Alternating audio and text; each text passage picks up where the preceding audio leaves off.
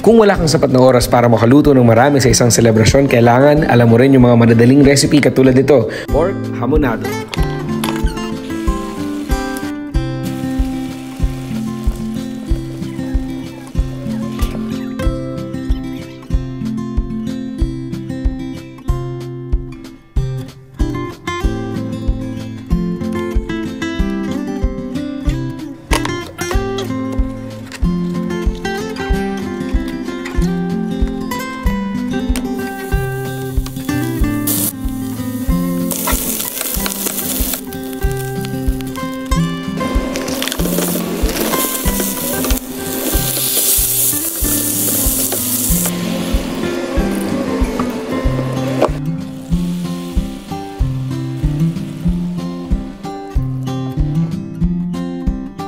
Kung wala kang sapat na oras para makaluto ng marami sa isang selebrasyon, kailangan